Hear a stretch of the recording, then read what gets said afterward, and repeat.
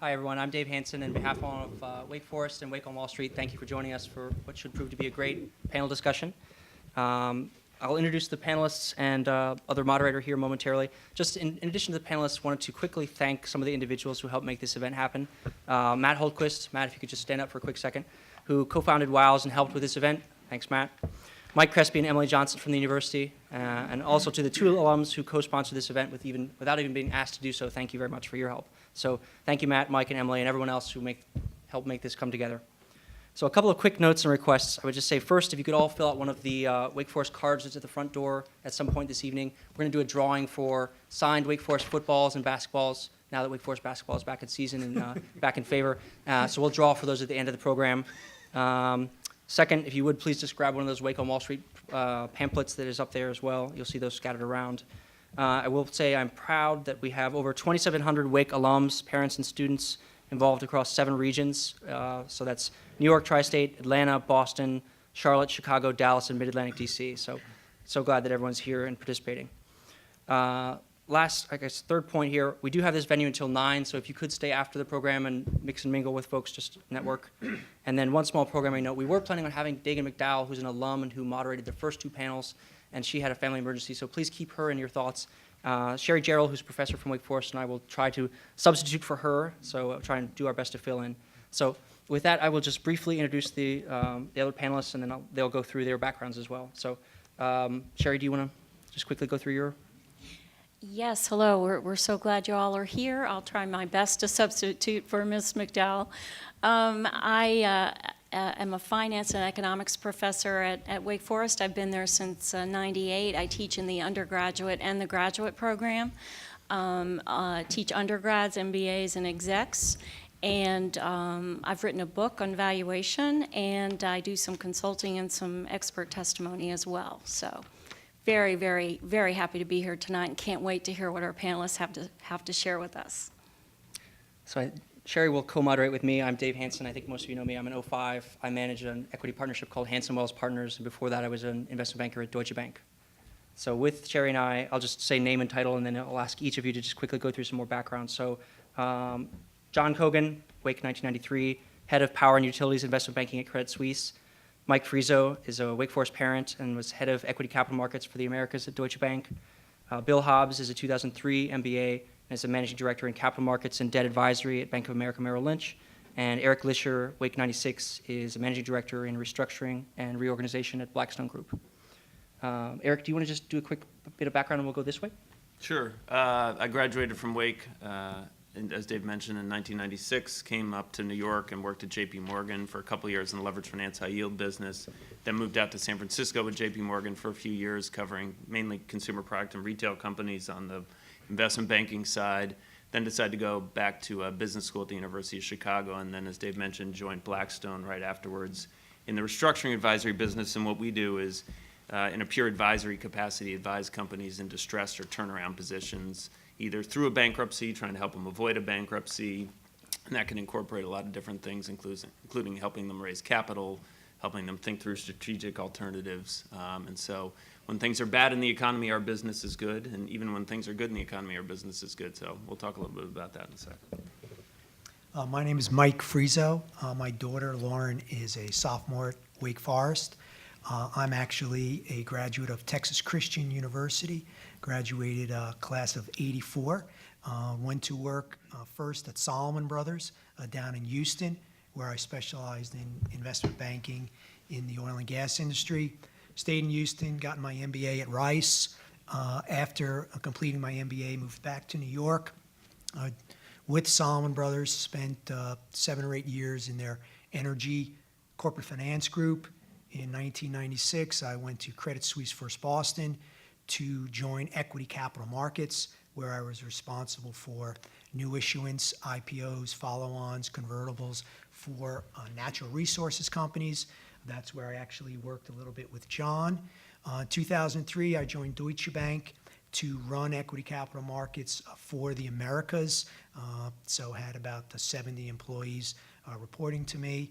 And then about 9 months ago, I left Deutsche Bank and started a wealth advisory firm with a few other partners based up in Westport, Connecticut. Good evening, everyone. I'm John Cogan, class of '93.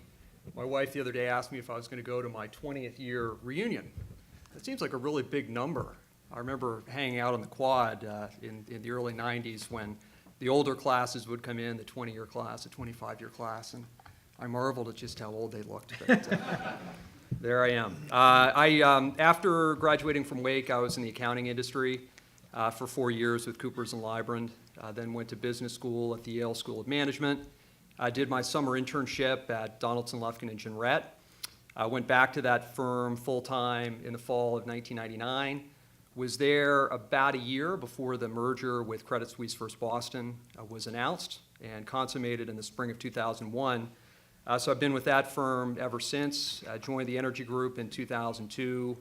I now co-head our power and utilities investment banking effort based here in New York. So in that role, my day-to-day job, I work with 16 companies in the space, ranging from large cap companies like Duke Energy to smaller utilities such as Tucson Electric, some of the unregulated power companies, some of the financial sponsors active in the space, and lead M&A deals, capital markets deals, and bank loan executions. Good evening, I'm Bill Hobbs. As was mentioned, I graduated from Wake with an MBA in '03. Started my career after graduating from the University of Notre Dame in 1990 with a Bachelor of Science in Electrical Engineering with Solomon Brothers. Predominantly focused on fixed income sales and trading, and have subsequently migrated over the path of my career in fixed income related jobs and roles, and currently run our capital products and debt advisory business. Predominantly focused since the crisis on financial institutions and the capital and liquidity and related requirements that are coming out of the regulatory bodies. So now that we have the background, why don't we just start with big themes? We can kind of jump around from there. But I would say maybe, Bill, if I could ask kind of the softball question of the interest rate environment and sort of what are ultra-low long-term interest rates doing for things that are in your purview, and kind of how does that connect with the other panelists? Yeah, sure. So I think the low interest rate environment is a great environment for a number of our corporate clients, because you can essentially borrow for as long as you can possibly think about borrowing at the cheapest levels that you've probably seen or will see for any prolonged period of time. I was at a conference with John Paulson recently, and his advice was to buy equities, finance it with as much debt as you can take, and buy more than one house wherever you can find an available house and finance it for as long as you can. So anyway, clearly take on as much leverage as you can possibly manage toward and run from there. But for our corporate clients, it's been great. We had a record year in 2012. It started off in 2013 to be just as attractive from an interest rate perspective. And I think the same thing has played through for financial institutions around the globe, where you had last year no access for a lot of European banks, for example, and even those markets have returned depending on the currency. So a lot of the work that we're doing right now is around pre-financing plans for the rest of 2013, or potentially even just locking in rates for a planned capital issuance later this year or even into next year. But the rate environment clearly has been very attractive for anybody who's looking to issue debt, subordinated debt, or potentially alter their financial policy and potentially taking on a little bit more leverage as they think about their capital structure going forward. John, in terms of what you're seeing in the energy space, are some of the low interest rates spurring new interest in M&A in that space, or is that just a continued trend? Or Yeah, it has wide-ranging impacts. You know, the Fed, their previous statements before last December were, we're going to be dovish through 2015. And with the Evans rule in mid-December, now my clients see a basically zero short-term rate environment through to 2016. Wide-ranging impacts across my sector. We see froth in all the credit markets. To give one example, the Credit Suisse High Yield Index has been sitting between 5.9% and 6.05 for the past couple of months. That's the lowest it's ever been since the index was established in '92. For my high-grade clients, Con Ed was in the market today with a 30-year bond. They're an A-rated company, 30-year debt at 3.8%. It's really remarkable, the historic coupons we're seeing. So there's just a voracious appetite for yield across asset classes, investment types. And where I see a lot of it is in equities. where the equity markets aren't rewarding growth, at least in my sector, they're rewarding dividends.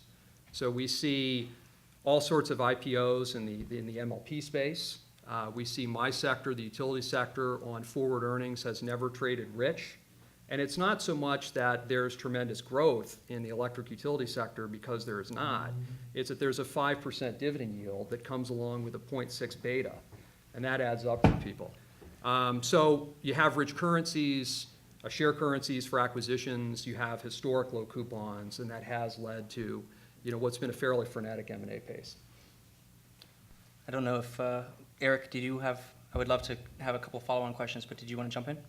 Yeah, I was going to say it's interesting from my business and the restructuring side of things. What we look for when you have a low interest rate environment like we have now, it's really priming the pump. We view it as for the next restructuring cycle. And you look at what happened in 2008, 2009, and the amount of high yield issuance, the amount of leverage loan issuance, which again, you look at 2012 on both those fronts, you know, surpassed where you were in 2008, 2009. And then you look at leverage levels where you were in 2008 and 2009, where you had people, and again, just remember, we're not talking about distant memory 20, 30 years ago. We're talking about 4 or 5 years ago, where people were saying you're never going to see a dividend holdco recap deal again. You're never going to see PIK toggle notes again. This is 4 years ago. Well, guess what? We're seeing it all again and again and again. So to take a counter to this, well, it is definitely, I mean, and we recommend to our own clients, if you can tap the markets and raise capital in this low interest rate environment, you should. Many of you in this room have probably refinanced your mortgage and you're benefiting from that, and everyone's benefiting from that. But from a corporate side, we're really looking at certain sectors where companies that are highly levered, rated CCC, where these companies can tap the markets and access the capital markets right now. We're starting to track those companies, because once interest rates start clipping up, and at some point they will, those are the companies that are going to struggle. And there are some industries and sectors we'll talk about, I'm sure, on the panel in a bit, that this can't go on forever. The low interest rate environment can't go on forever. But there's so much capital kind of priming the system right now, and interest rates are so low that you do have this amazing generation of deal flow, particularly in the capital markets right now, that, I mean, is surpassing the levels you saw in 2008, 2009, which we all know what that ultimately led to, besides for business for our group. So I would love to hear, in terms of Bill's clients, with this kind of a zero interest rate environment, what that means for banks that are lending. And our banks, there's a lot of kind of speculation around banks hoarding capital or not lending, and what that means for their business. Yeah, you're exactly right. I mean, the challenge for the banks is multifaceted, starting with the fact that they don't actually run their institutions anymore. They're actually run by the regulators, tongue-in-cheek. But the challenge right now is anything related to lending has migrated to the most credit-worthy borrowers, whether it's a corporate borrower or a consumer borrower. There's clearly a lot of changes that are taking place for the quantum of capital and the quality of the capital that the banks have to hold. There's clearly evolving changes with the amount of liquidity that's considered good liquidity from the regulators, and keeping in mind that most of the banks have their liquidity at their operating bank levels, but there are also liquidity requirements at their holding companies going forward, and that's continuing to evolve. And then everybody, as sooner or later, large bank or small bank, is going to progress through the stress testing cycles that the large internationally active banks are going through right now. And that's all putting a damper potentially on returns for the banks and their shareholders going forward. And you've clearly got a bifurcation with all of that that's going on between different banks, those who don't want to live with this new world order, who don't want to live with the overhang of additional compliance and audit issues, and who want to put themselves up for sale. And then you've got the other end of the spectrum where guys can generate an adequate return for their shareholders, looking for opportunities to grow and expand their footprint. And everybody, from that perspective, is continuing to think about what changes may take place from a geopolitical perspective or a regulatory perspective or a competitive perspective to try to figure out what the next opportunities are going to be. But yeah, I would say specifically in the U.S., the regulatory guidelines are continuing to challenge the banks, especially the global systemics, on their business models going forward.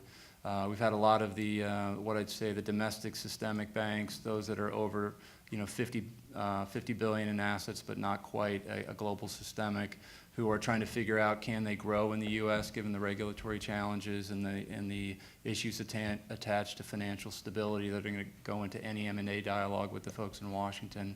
So it's definitely, to your point, put a damper on how they can potentially operate in a day-to-day environment where a lot of that operation and guidance and planned activity is still governed, for better or for worse, by the regulators.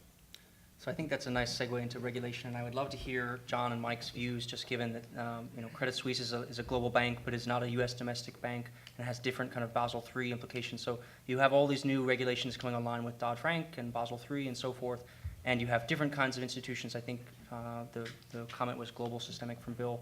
So for a Credit Suisse or for a Deutsche Bank or from Mike's other purviews, your thoughts on sort of how those various things are, how the calculus works with how that impacts lending and how that impacts the banks and so forth. Maybe I can start. The Swiss regulator imposes the strongest form of capital requirements globally. So our firm is living under a Basel III regime effective today. Our expectation was that our U.S. counterparts would be under similar constraints relatively soon, but that's not the case. So we have a thicker equity layer. We've had to issue various forms of contingent convertibles to satisfy the new requirements.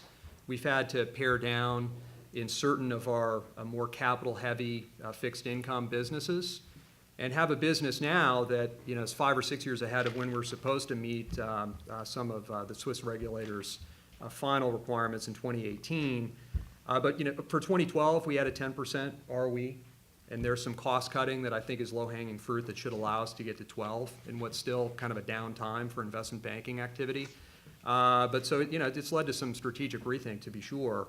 And for my business day-to-day, where in any of the client types I mentioned before, I have to participate in their revolving credit facility in order to have a real shot at the business I want. M&A, buy-side, sell-side, any form of interesting capital markets transaction.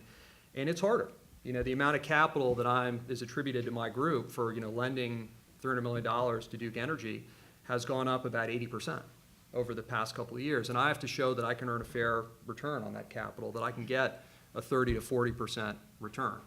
So we've had to make some tough decisions on which clients we want to bank and which we don't. And the group we cover now are those that we feel that were their first, second, or third call, maybe, worst case, for a strategic assignment. We've seen a lot of banks, drop from the lending relationship with some of our clients. It's become tougher. Duke is one example where they had to go and they found $1 billion of lending from Chinese banks in their last revolving credit facility. A trend I think we could see continue.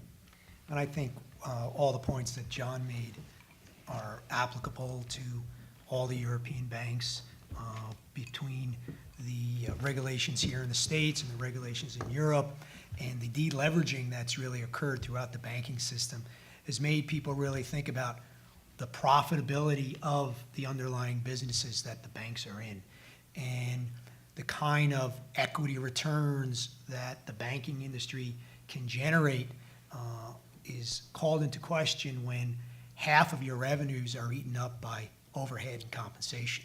And institutional investors are now really causing the banks to think not only about the regulatory environment that they're operating in, but the actual way that they run the business. And that's resulted in cost cutting, that's resulted in moving people around to less costly areas. For example, at Deutsche Bank, there are over 3,000 people in Jacksonville, Florida, that used to be based in New York. There are almost 1,000 front office people that used to be in New York that are now working out of Jacksonville, Florida. Those people cost half of what a fully loaded New York employee costs. So I think you're going to continue to see things like that as people try to think about how do you generate returns in a more regulated environment that the banks are being forced to operate in. I think Bill and John and Mike all mentioned kind of the return on equity side of the business and what that means for the different types of banks. And I guess I would have two questions. One, are you going to see more of the UBS style exiting entire businesses just because that's the best decision and that does best for your shareholders? And I guess the second question would be sort of related with Eric, what his view is on alternatives or non-bank banks, who are they going to get an edge as it's less focused on lending and it's more focused on, certain activities? So we'd love to hear any and all thoughts on those. Sure, I think the UBS trend is going to continue. It kind of started with just a reassessment, as was mentioned, about different asset classes that banks want to be involved with going forward, or potentially looking at ways to reduce their risk-weighted assets, whether that's internally driven by better models or it's driven by just getting out of the asset class. But once you kind of finish that routine and assessment of how much you can optimize the balance sheet through internal efforts and related matters, then you have to basically take that broader assessment and look about if you can't generate an appropriate return under the umbrella, given the changes to the umbrella from a capital and liquidity perspective, then definitely you're going to have to look at getting out of lines of businesses. Clearly, the rhetoric from a U.S. perspective is along those lines, with a lot of folks in the political arena thinking that the too-big-to-fail banks need to be broken up for that very reason. But in terms of actual activity, I think we would expect that more decisions like we've seen from the likes of UBS will continue if there's not a way to reconstitute and recalibrate the different lines of businesses going forward. And then I would say, the time is going to come for the non-bank financials. Clearly, the banks had to be fixed first in the U.S., but the time for thinking about how to manage and regulate the non-banks is on the forward calendar with the Financial Stability Oversight Council. So that's taken some time to get off the ground in terms of the oversight of those types of firms, whether that's AIG, whether that's GE Capital, whether that's the insurance sector, or other participants. But their time will come. It's just going to take time.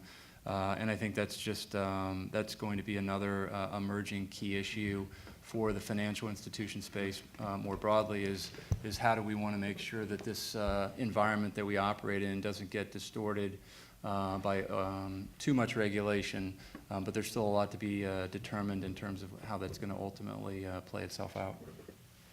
Well, I don't want to be too bullish on Blackstone, although you should all buy Blackstone stock. But I do think the regulatory environment and how it's impacting banks, as several people have mentioned, is helping and assisting kind of Blackstone in raising capital on the principal side. Again, Blackstone's kind of split between the advisory side of the business where I sit and then several principal investing areas, including private equity, real estate, our fund-to-funds business, and our GSO credit business. But we have definitely benefited over the last 10 years since I've been at the firm from kind of the big banks exiting those principal investing businesses and capital flowing, particularly to alternative asset managers. And I think where Blackstone's been able to benefit, even since I've been at the firm, and again, that's not very long, relatively speaking, the last 10 years, when I joined, it was primarily a private equity and real estate fund. In the last 10 years, I think our alternative asset management business, which we call Blackstone Alternative Asset Management, has grown approximately 10 times in terms of assets under management.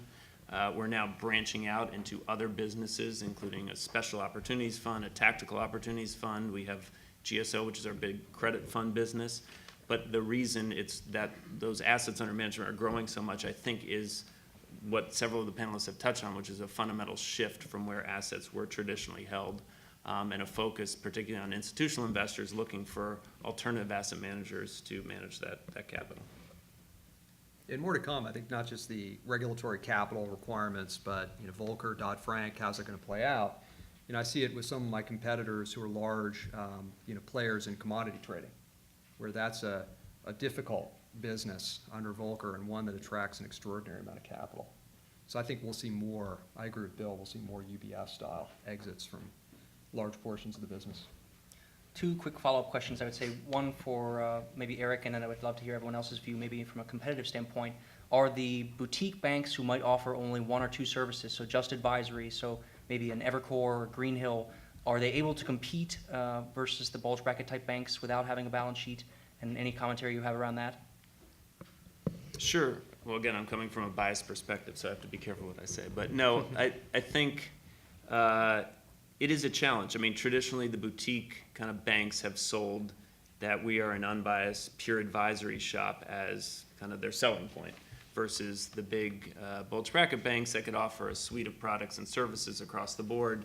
The boutique banks really focus on selling advice. Now, in this day and age, as everyone up here on the panel can probably attest to, what companies really want is, service providers to offer the full suite of products and services, particularly on the lending side. So we've seen in our M&A business, while it's done well, they are somewhat hamstrung by the fact we don't kind of have capital markets services to provide and/or lending services to provide. So I think that's one area where our advisory business is a bit challenged. I'd say on the plus side, I think what has proved to be very effective is kind of the unbiased view they bring to the table. So when we come to a client, when we come to a board meeting, we can all analyze from a truly unbiased perspective all the different alternatives on the table, whereas I think management teams and boards sometimes think when a big bulge bracket or commercial bank comes to them and presents, their bias, really driven by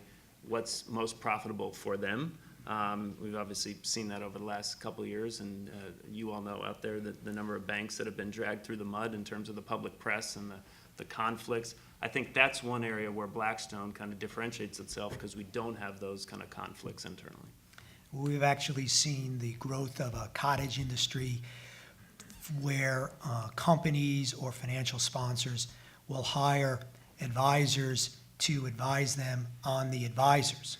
And it's actually quite a lucrative business for those companies because their fees are actually not paid by the private equity shop, but are paid by JP Morgan or Goldman Sachs. So it's a no-lose situation for, pick a name, Bain or Blackstone, to hire XYZ Capital Markets Advisory Shop because they get experienced guys sitting on their side of the table who are basically auditing what JP Morgan and Goldman are telling them, and JP Morgan and Goldman is going to pay the bill. So it's actually ramped up to be it's pretty lucrative, low capital intensive business. Yeah, my space, energy is very capital intensive, and, the M&A idea is, it's not, the acquisition of Instagram. When I look for, divine inspiration on M&A, I look at a map, and see who's next to each other, and those are the two companies. And then I evaluate the CEO's age, and you can sort of figure out where the M&A is going to come. So it doesn't take a real genius to come up with the ideas. The CEOs they've thought of them. My clients, we've seen some boutiques make a little bit of headway, but you really have to have that rainmaker. Roger Altman's done well at Evercore with a couple deals in my space. But absent that, it's just hard. And I've seen some where the company is being sold, and George Balisic-Lazard is great too. When the company's being sold, I see boutiques involved. When it's going to be a going concern, it's just harder, because if you sell that division, you buy this asset and you employ, Centerview partners, you're going to have your 12 banks and a revolver just screaming bloody murder, So it's got to be a real unique relationship or value add with the regulator, at least in my space. So I'll ask part one of a potentially inflammatory question, which I think you're hearing in and around the space. It's one, should Glass-Steagall come back and/or should investment banks be private partnerships again? And I'll come back to part two.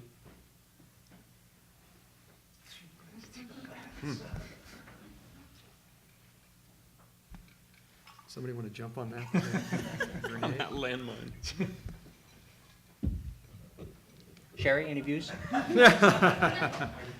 Everyone in the audience is familiar with the legislation that you're talking about, right? Should investment banks and commercial banks be separated once again? As I've been listening to these comments, I keep the cash register just keeps kind of ka-chinging in my brain. I'm a regulatory economist, and I think that since 2008, we're in a world of a new normal now.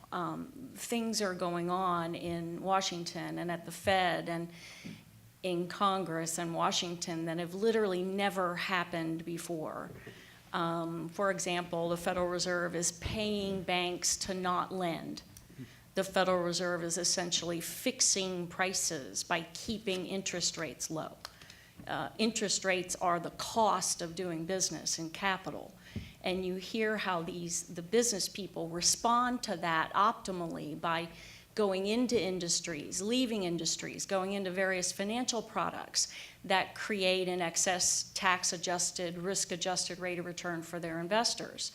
And you've got the regulators changing tax rates in an uncertain way, and telling us that they're now going to be the risk god.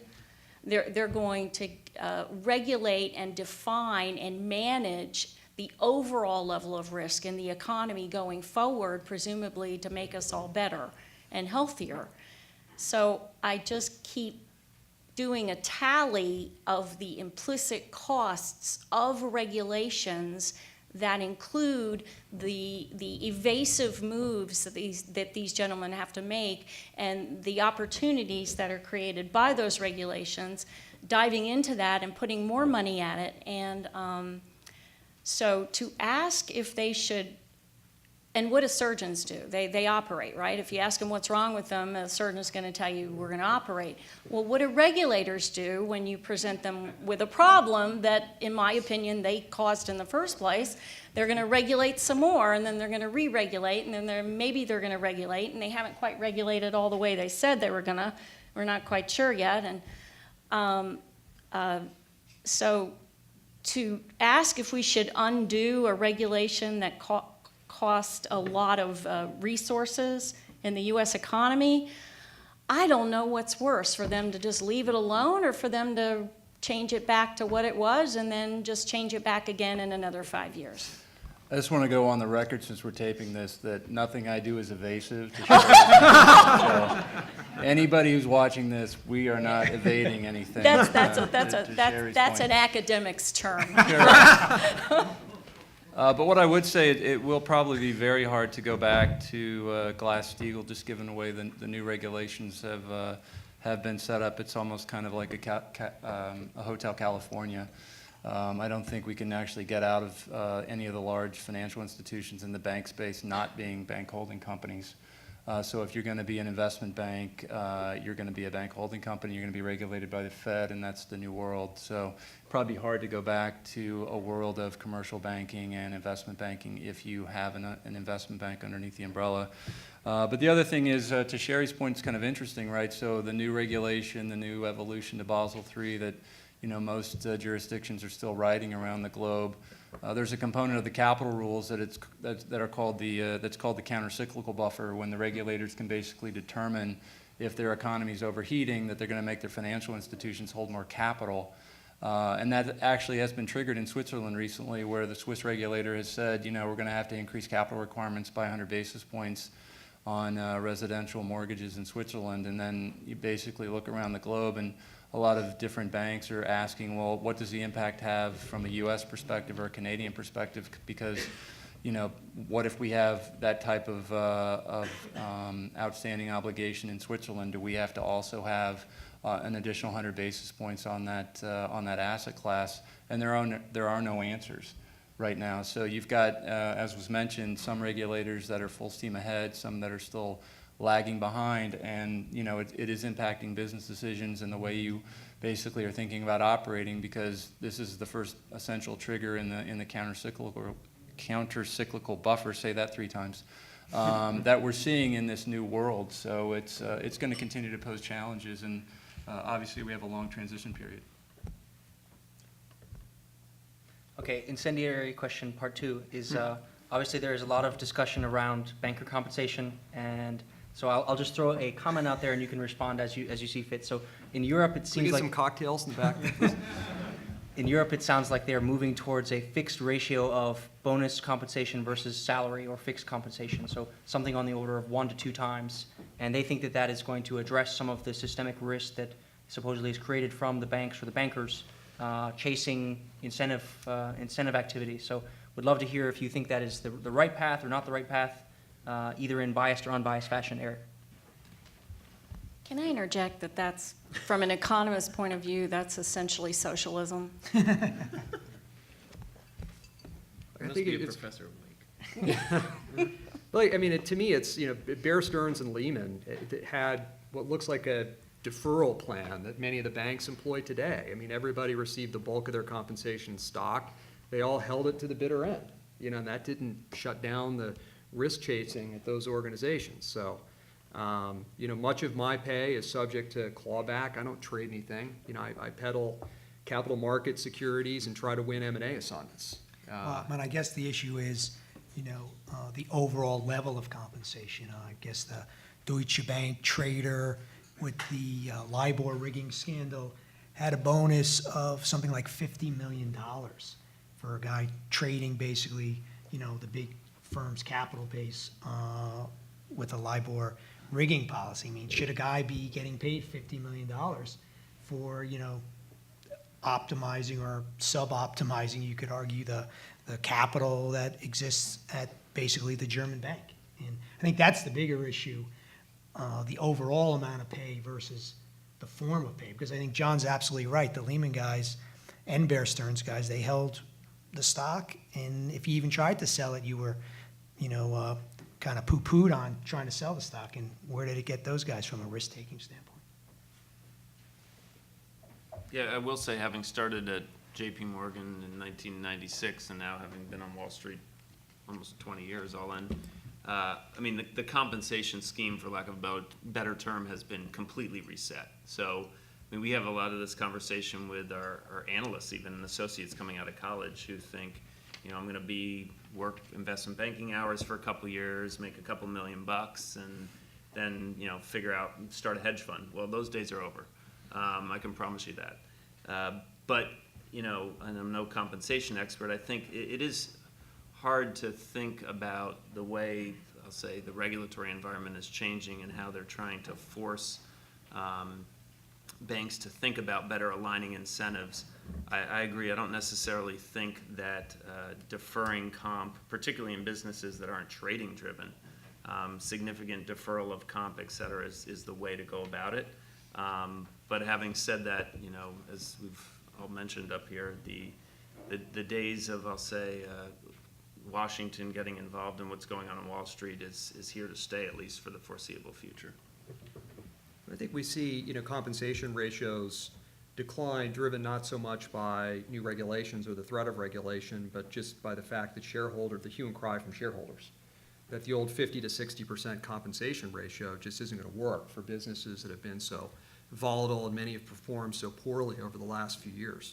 So we've definitely seen, a reset to lower levels. I don't see the catalyst to change that. Pre-Lehman Brothers, Deutsche Bank was levered approaching 30 to 1 times, was generating, returns on equity in the 30% range. Now you have to be sub 10 times.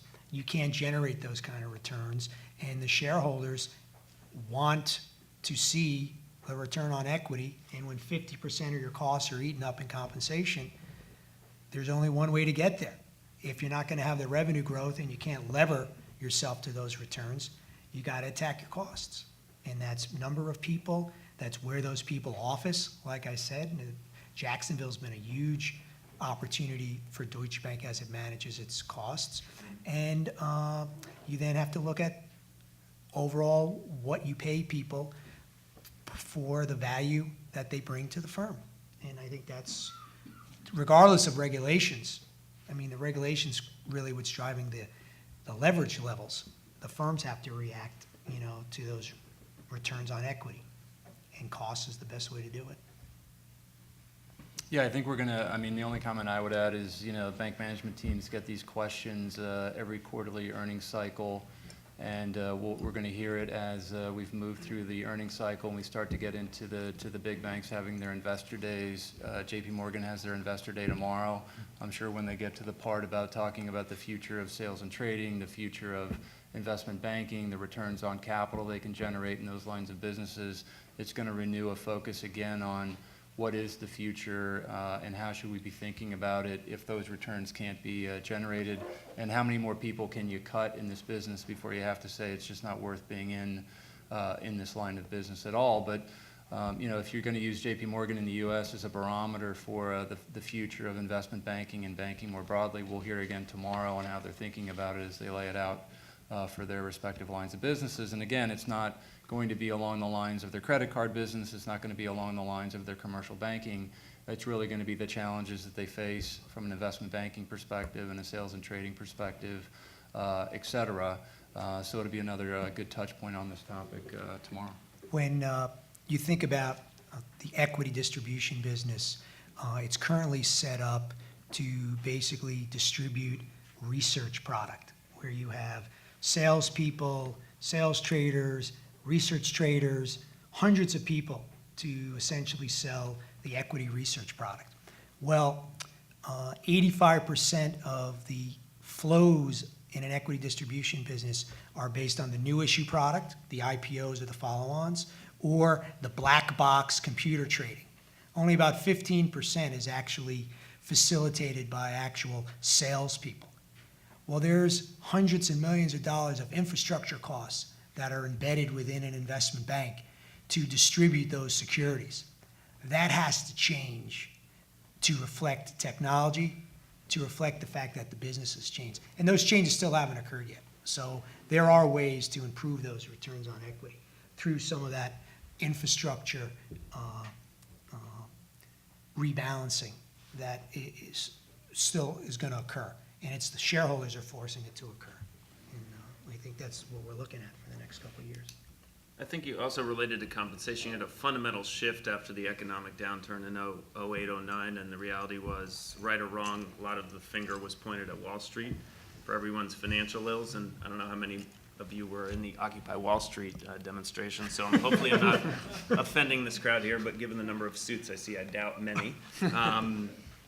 But listen, I mean, Wall Street was, finger was pointed square at Wall Street. Wall Street was very much demonized as a general concept. I think that mindset, to some extent, is still in the back of people's minds today, so that's also driving this view of compensation, right or wrong. But again, my view, as I mentioned before, is that I don't think that's going to change, unfortunately, anytime soon. So Mike, I think you mentioned the equity markets. Let's segue and talk about the equity markets and maybe talk about where have all the IPOs gone and some of the other impacts that are coming from either regulation or just broader economy. So where have the IPOs gone and kind of where are the equity markets? Sure. Well, just to frame, equity market activity last year was about $255 billion of equity capital was raised in the United States last year. Almost 50 billion of that was IPOs.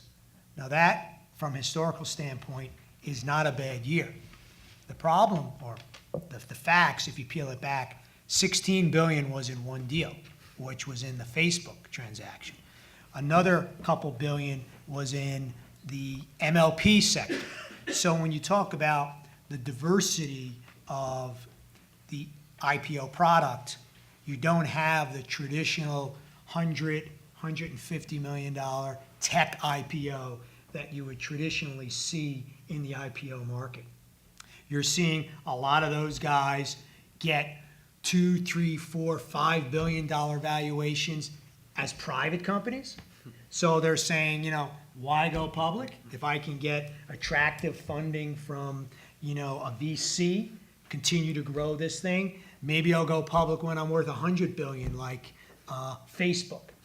So you're seeing a lot of the traditional tech companies not access the public market at the early stage that they traditionally would have.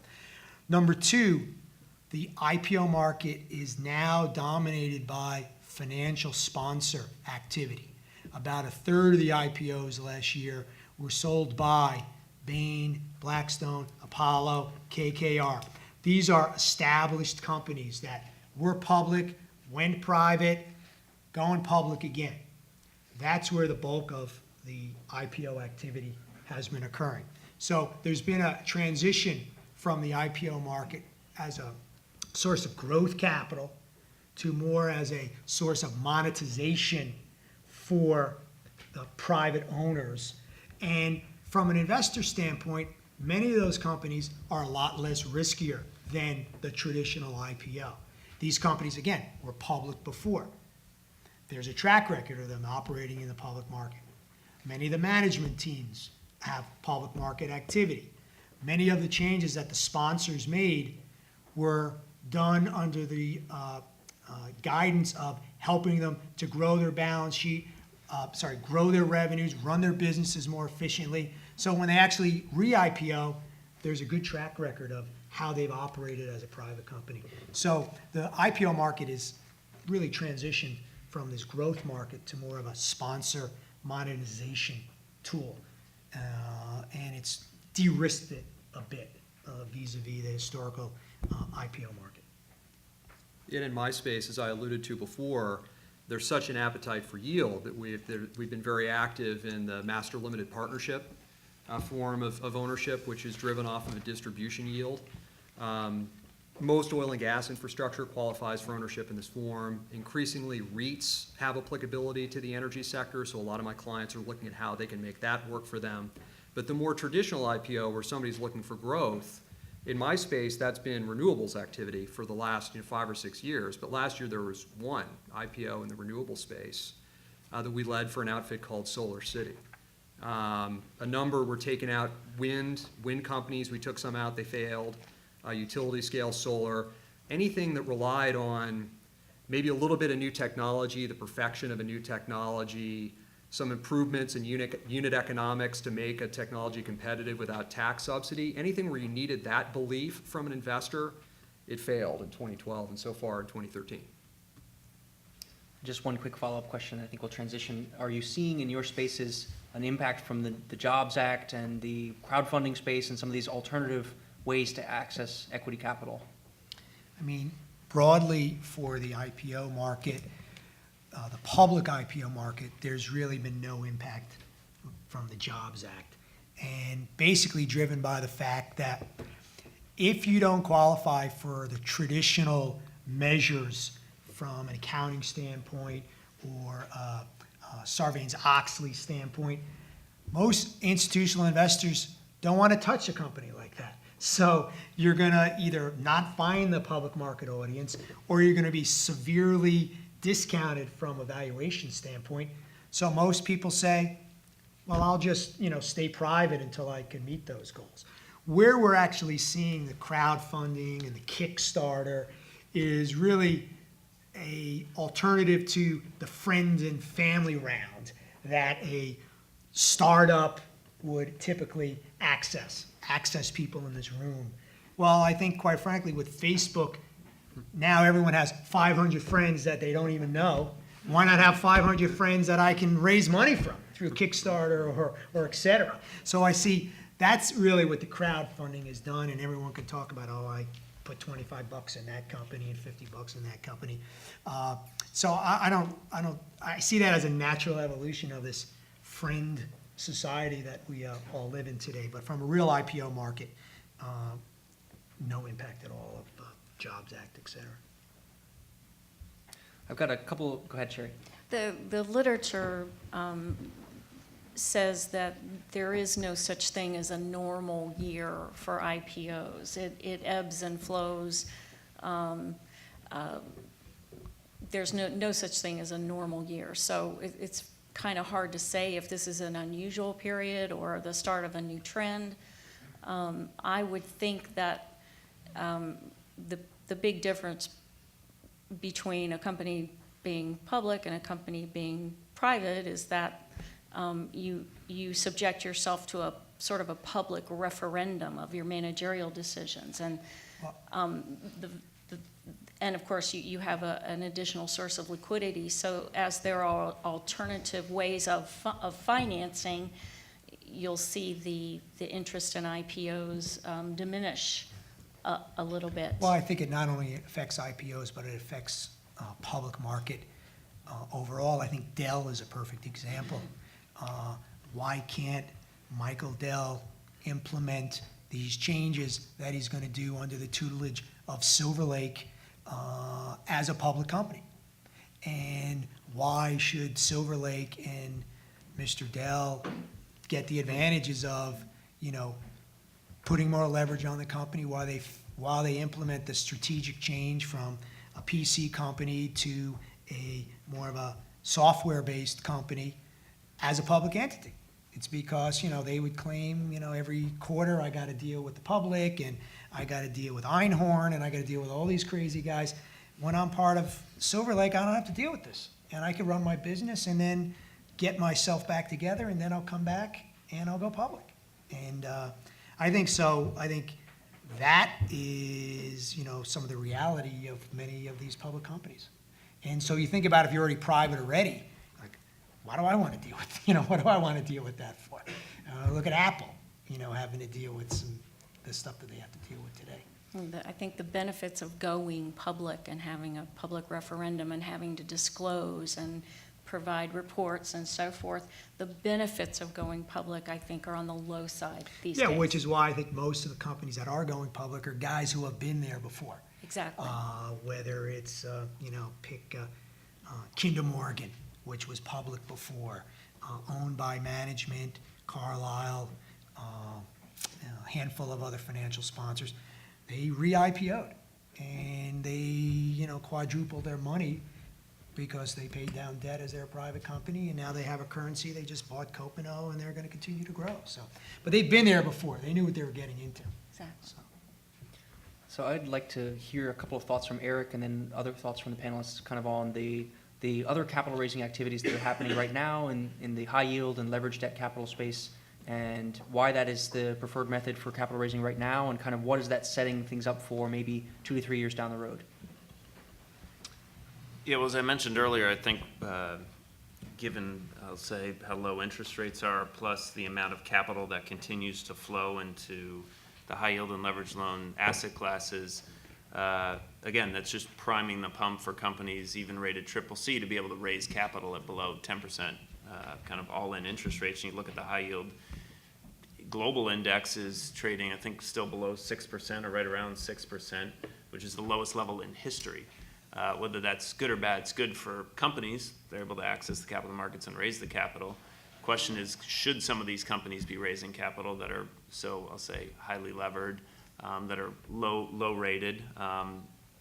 But I think, again, in our view, on the restructuring side, that's just really priming the pump for the next restructuring cycle. And again, I think a lot of these companies that have thin cash flows and kind of thinly, not just operating cash flow, but free cash flow to service their debt and service their interest, those are the companies that are going to be impacted during the next cycle. And we continue to see, even though the capital markets are hot and the economy has turned around, there continue to be sectors that and companies we're working with. I mean, large industrial companies that have, I'll say, broad exposure globally to Europe and Asia. That we all know what's going on in Europe. Asia, the markets are slowing down. Consumer businesses that have exposure to consumer spending and discretionary spending in the U.S. Large retailers. There's a number of retailers that are kind of on our radar screen from a restructuring side that these companies, some have been able to figure out Band-Aid solutions and what we call amend and extend or amend and pretend and kind of kick the can down the road a bit, push out those debt maturities. A lot of them still can't access the capital markets. And trust me, if you can't access the capital markets today, that's a big problem. Smaller middle market companies also, not all have kind of access to the capital markets that we're talking about here in terms of seasoned high yield or leveraged loan issuers. So they're struggling a little bit. However, they're finding, as we've touched on here, alternative asset classes and alternative kind of asset managers and funds that are willing to lend into a distressed situation. Again, there's a lot of capital out there chasing kind of few deals on the restructuring side. And so some companies that maybe, quote unquote, shouldn't be raising capital are right now. So I think that's kind of what's priming the pump here. One thing I'd add, I think year to date, in the leveraged loan market, 80% of the loans have been covenant light, meaning no financial maintenance covenants.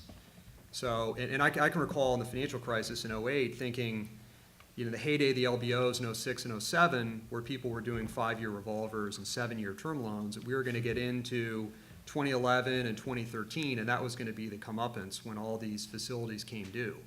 Well, with a few exceptions, they haven't, because everybody's been able to term them out. And often with innovations like the PIK toggle or, just no covenants whatsoever. So, I don't know. I'm a little more bearish on restructuring opportunity. Because the default rates remain low by historical standards. And the flexibility that's being provided, to some of my clients, who are CAA1 is really, we're back to 2007. Yeah, and if you looked back in the 08 timeframe, you did have what people were looking at, well, in all of our businesses, kind of the wall, people called the debt maturity wall, which was 13, 14, 15. You had this huge, if you looked on a bar chart, this huge amount of debt coming due in those 3-year period. which was significant. I mean, billions and hundreds of billions of dollars. Most of that has now been shifted out to kind of 2018, 19, and 20. And in that interim period, there's actually not a lot of major debt maturities coming due. There are some big LBO debt maturities coming due, a lot of which have already started to be worked through even in this environment, because again, companies are trying to be more proactive versus the last cycle in addressing even maturities that are 12, 18, 24 months down the road, because they can access the capital now and they may not. I think one lesson that most companies learned in the 08-09 cycle is if you can access the capital, you should tap the markets now and do that now and not wait, because you never know, right? The capital markets could close like that. So we're obviously things look good right now. Capital markets are open. But that could all change tomorrow based on a number of different factors that we can't foresee coming down the pike. So I think that debt maturity wall, though, to your point, has been shifted out. So, but there still are certain industries that are under financial pressures as well. Yeah, I would just add that it's just been phenomenal over the last 18 months to see the CLO market come back, and for the guys that are reinvesting in that asset class that are supporting some of this distribution of capital. Who would have thought, just given the crisis that we went through, that anything that sounded like or smelled like a CDO or a CLO would come back this strongly. But again, there are a lot of folks that are continuing to think that as we came out of the crisis, it was going to be a great place to invest. And I think the CLO calendar this year, from a research perspective, they're saying is going to be north of 70 billion. Mm-hmm. And last year it might have been 35 or 40 billion. So the extent in 1 year we're going to see a market like that double just speaks to some potential excesses that are taking place. But to the point mentioned, if guys can find that home and make it work, they're going to continue to hit that form of capital and get the loans distributed and find a home for it on the investor side. And Eric, you mentioned that there are certain industries, so maybe on a broad strokes basis, are there certain industries that people are seeing that are really overheating in that space, or might be the peak of lunacy?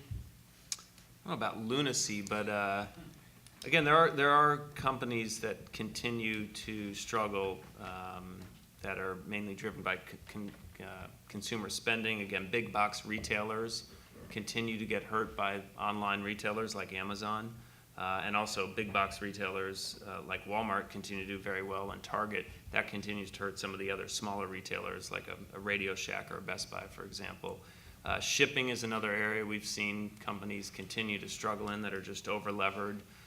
We continue to work with a lot of large industrial companies that have, again, as I mentioned before, global exposure, particularly to Europe and Asia, where in Asia, growth is slowing. In Europe, obviously, we know what's going on there in terms of the broader economy. And we continue also to see, even in the auto space, where you had a fundamental shift and a lot of companies that delevered in the 08-09 cycle that were related to auto. You still have a lot of auto suppliers that have a lot of legacy costs, so healthcare costs, pension costs. Those companies continue to struggle both from an operational perspective as well as kind of a capital structure perspective. I don't know if there are other comments on that, or Sherry, you have questions. I was going to throw out some going in a different direction.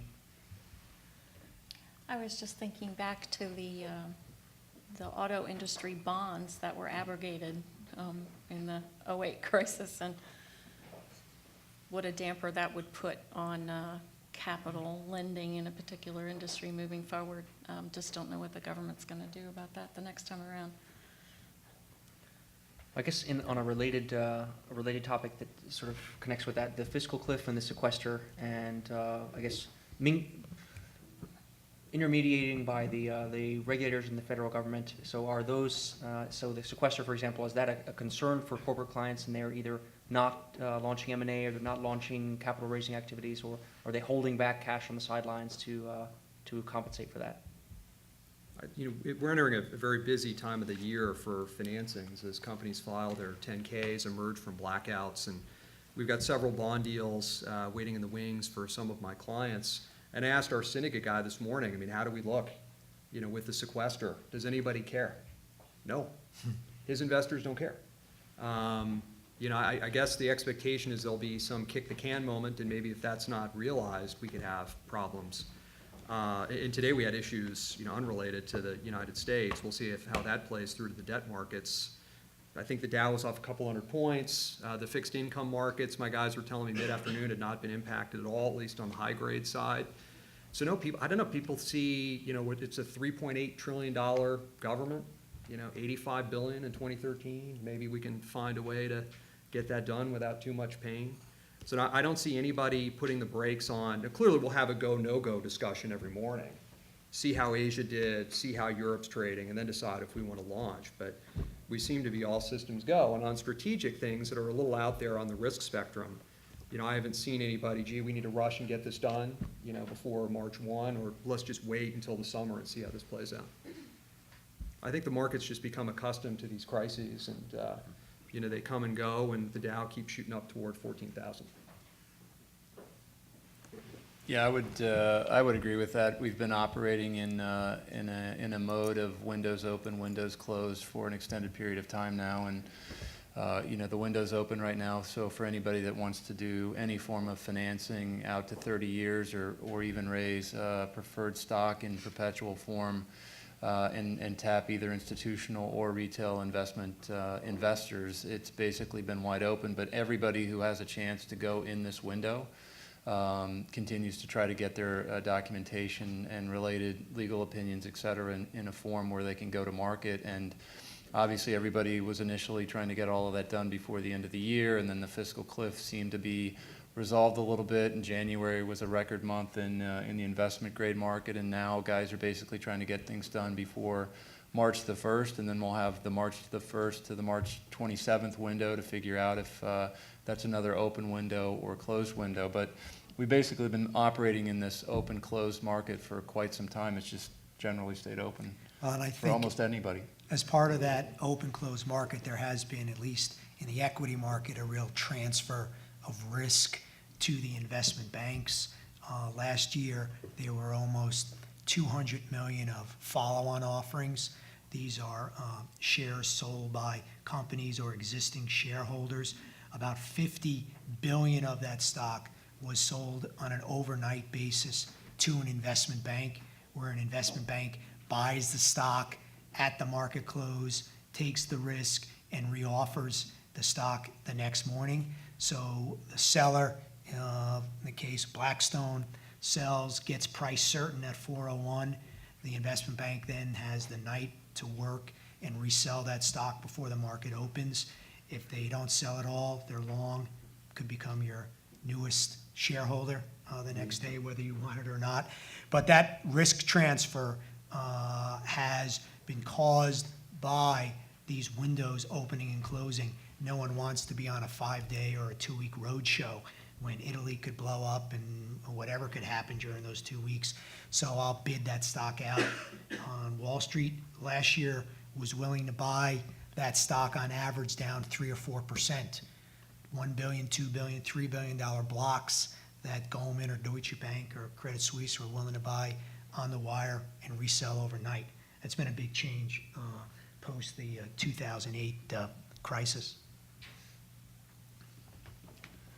Maybe if we could queue up the audience microphone and questions, and then Sherry, do you have other things that you want to, any other topics we should kick around? I'm anxious to hear audience questions. Okay, great. I think we've got the microphone. I could say that in the last 2 weeks, the amount of support paid by the government in transfer payments for the first time in our economic history grew above the average government employee's salary in a given year. That just happened in the last couple of weeks. I don't know that that's sustainable. Questions from the audience? So looking out at the last year or so, some observable trends, things like corporate M&A structured in finance like LBOs, levered recaps, special dividends, and cost of capital arbitrage. These don't strike me as things where the boardroom tone is very positive for growth. Just particularly for those of you involved there, your thoughts, what would change that if there's a light at the end of the tunnel? I would agree with that, and I can't speak to all sectors of the economy, but within power and utilities where I live, M&A activity has been more defensive in nature. Not entirely. Some of it's reaction to the historic low natural gas prices and their impact on power, and many are adversely impacted by that phenomenon. Others find sluggish growth throughout the economy, and the only way they can find growth is through synergy savings from an acquisition that they can, retain after approval from a utility commission. So yeah, it has been. It's people playing defense, Yeah. at least in my sector, and the things I'm working on right now are the same. Yeah, I would say in the bank space, you kind of look at last year, most of the M&A took place in banks that were smaller than $10 billion in asset size. That trend is going to continue, over the next 15 years. If you run the math, 2,000 banks across the U.S. landscape are going to disappear.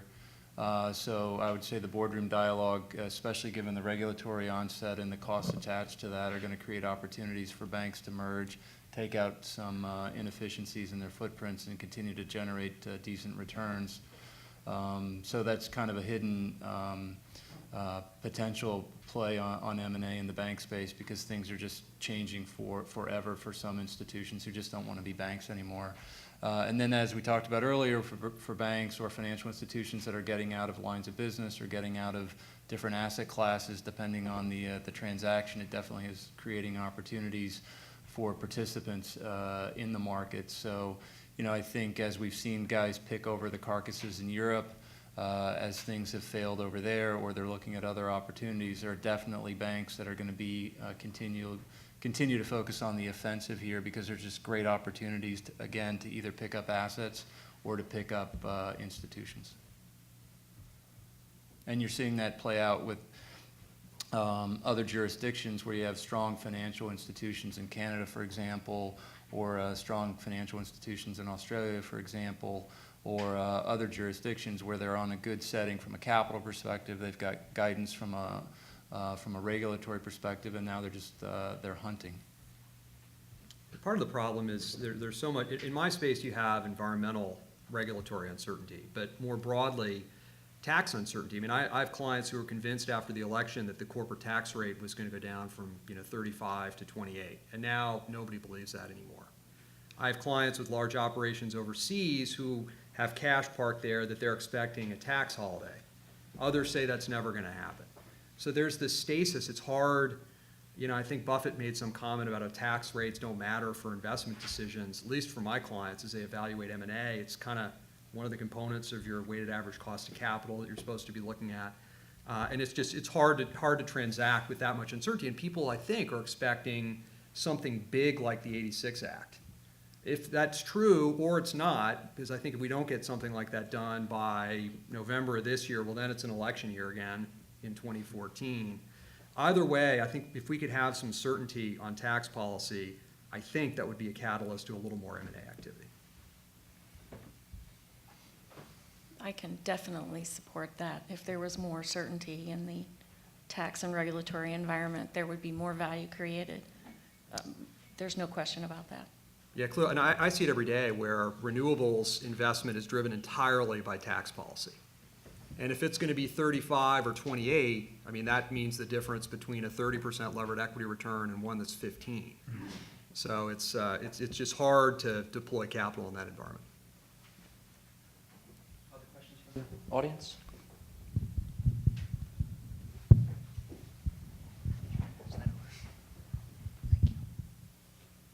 Hi, good evening. I guess my question would be for the students who would probably watch this via the webcast or the replay. What would you tell the future masters of the universe who are thinking about careers in finance? And the tone has been somewhat somber in terms of comp and outlook. And so perhaps, is this a place where you would be spending your time, or should we all move to Silicon Valley and be writing apps for smartphones? Thank you. You got to move to Mumbai. Yeah, that's right. You got to move to Mumbai if you're going to be writing apps. Well, I'll start. I mean, in terms of comp, yes, as we've all beat a dead horse, the comp environment is not great in general, but honestly, for folks coming out of Wake, it's still a great place to start a career, in my view. The exposure you have, the types of transactions that you'll work on, again, coming straight out of an undergraduate experience, bar none, and I'm probably biased because that's what I did, but I don't think any other career path kind of gets you that type of exposure so early on in your career in terms of exposure to different industries, exposure to different types of deals, exposure to board level type of decisions, strategic decisions, just even beyond finance. My view is no matter what kind of part of investment banking or finance you're looking at, you can learn a ton in a short amount of time. And so I do think it's still a great place to start a career, comp aside. I think it gives you a great springboard to think also a lot about a lot of different career paths coming out of it, because I think it does offer you the flexibility to see a lot, learn a lot in a very short time frame, and then make a decision about whether you want to do it for a longer term career path or pursue something on the corporate side or do something in consulting or do something completely different in Silicon Valley or whatever, wherever your interests lie. But I still think I'd run all of our recruiting for our group on the analyst side, and I still think it offers a great platform. Yeah, I'd agree with that. I would say it is a great time to get into the business. There's actually less people in your way now, just given all of the cost cutting that's gone on and the reduction in force that's taken place across investment banking. So if you're a high performer, you can find a spot on the street. You can move from an analyst to an associate to a VP. You don't have as much competition anymore as it relates to those hierarchy points. And I think Wake folks can be just as competitive as everyone else that we recruit from. And I agree, when I'm out recruiting now at the various schools, whether it's at the analyst level or at the associate level, I tell folks, listen, at this type of an inflection point in the market, there's no better time to try to take advantage of what you think your skills are, your aspirations are, than in a time of stress, because you're going to get more exposure, you're going to be involved in more transactions, and you have the ability to get ahead faster than maybe you did in the what I'd call the fatter days of Wall Street. Sherry, do you want to wrap up? I just think that in an environment where there are more challenges and more uncertainty, there's more opportunity to shine and to add value and to make a difference. So. Well, and I think as part of that, think more creatively about where those opportunities are. It doesn't have to be just at the Deutsche Bank office at 60 Wall Street. There's offices, all around the country. There's private wealth brokers that work at Deutsche Bank. There are a whole bunch of different ways to be in the finance industry, whether that's at Blackstone, whether that's at BlackRock, whether that's at Deutsche Bank, or whether that's at Gleacher. There's a lot of different things that you can take advantage of that I think that creativity can lead you to a lot of opportunities that maybe you just don't think about when you first say, I want to work on Wall Street. There's still a real positive payoff from being well-educated, learning how to be a problem solver, being proactive, being ethical, taking risks. So it's an exciting environment within which to be a finance grad from Wake Forest University. Lots of opportunities. And I think the panel today is a glowing example of how you can face challenges and be creative and make a difference moving forward. Very good. Thank you very much. Thank you to the panel. Thank you, Sherry, the panelists. And we welcome you to join us for cocktails and hors d'oeuvres that are coming out. And we've got the room till 9 o'clock. We do have more information on Wake on Wall Street. We'd love, for your more of your input, feedback, and if you want to, speak to students, help mentor them, and get involved in Wake on Wall Street and what we're doing, we'd love to have you fill out some information. We'll collect that at the back or throughout the cocktail hour, and we're going to give out a few prizes. So with that, thank you very much again, and enjoy the rest of the evening. You have written that?